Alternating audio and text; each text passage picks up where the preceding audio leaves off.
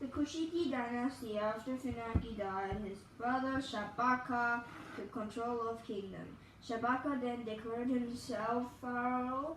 The declaration began the 75th dynasty or Kushite dynasty in Egypt.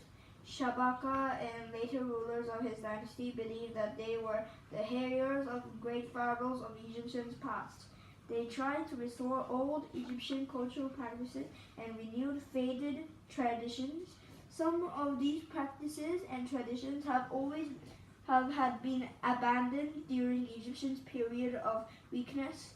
For example, Shabaka was buried in a pyramid. The Egyptians had stopped building pyramids for the rulers centuries before. The Kushite rulers of Egypt built new temples to Egyptian gods and restore old temples. They also worked to preserve Egyptian writing as Egyptian culture thrived during the 25th dynasty. The end of Kushite rule in Egypt. The Kushite dynasty remained strong in Egypt for about 40 years. In the 670s BC, however, the powerful army of the Assyrians from Mesopotamia invaded Egypt. The Assyrians from Mesopotamia invaded Egypt. The Assyrians' iron weapons were better than the Kushites' bronze weapons. Although the Kushites were skilled archers, they could not stop the invaders. The Kushite was steadily pushed southward. In just 10 years, the Assyrians had driven the Kushite forces completely out of Egypt. Later, Kush. After they lost control of Egypt, the people of Kush devoted themselves to agriculture and trade, hoping to make their country rich again. Within a few centuries, the kingdom of Kush had indeed become prosperous and powerful once more. Kush's iron industry. The economic center of Kush during this period was at Meroe. This kingdom's new capital, Meroe's location on the east bank of the Nile, helped Kush's economy to grow. Large deposits of gold could be found nearby, as could forests of the ebony and other wood. More importantly, the area around Meroe was full of rich iron ore deposits. In this location, the Kushites developed Africa's first iron dynasty. Iron ore and wood for furnaces were easily available, so the iron industry grew quickly. The expansion of trade. In time, Meroe became the center of a large trade network, a system of people in different lands who trade goods. The Kushites sent goods down the Nile River to Egypt. For there, Egyptians and Greek merchants or traders carried goods to ports on the Mediterranean and Red Seas and to the southern Africa. These goods may have eventually reached India and perhaps China.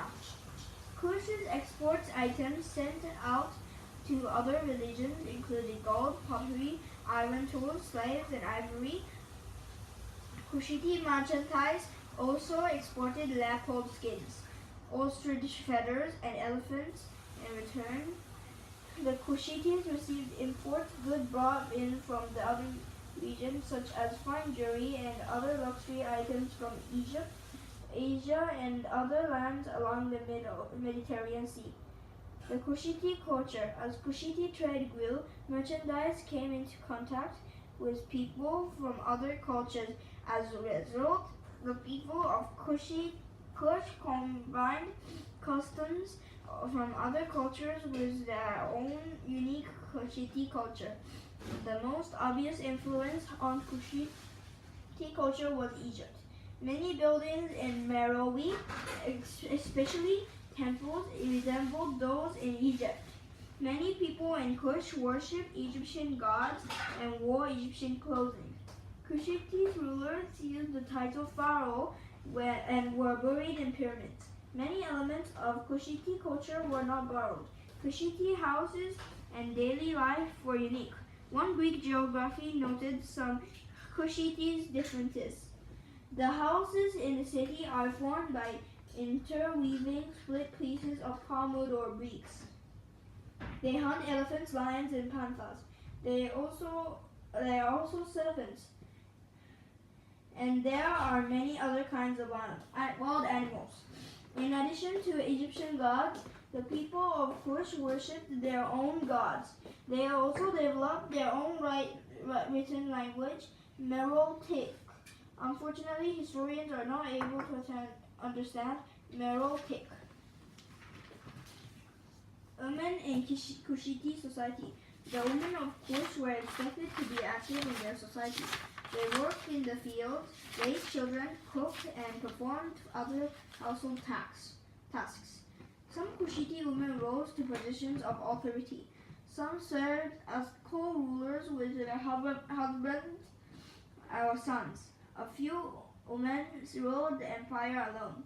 Historians believe that the first woman to rule Kush was Queen Shankahado Dakheto.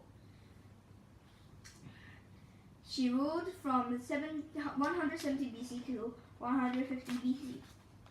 The decline of Kush. Kush gradually declined in power. A series of problems within the kingdom weakened its economy. One problem was that Kush's cattle were allowed to overgraze. When cows ate all the grass, wind blew the soil away, causing farmers to produce less food. In addition, iron makers used up the forest near Maroi. As wood became scarce, furnaces shut down. Kush produced fewer weapons and traded goods. Kush were also weakened by a loss of trade. Foreign marchers set up new trading routes that went around Kush. One such trade route bypassed Kush in favor of Akuzum, a kingdom located along the Red Sea, what is today Ethiopia, and Eritrea. In the first 2 centuries AD, Akuzum grew wealthy from its trade.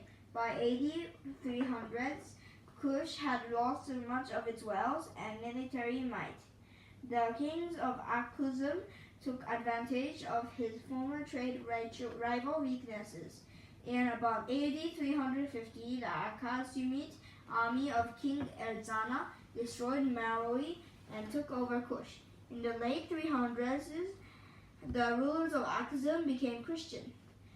About 200 years later, the Nubians also converted. The last influences of Kush had disappeared.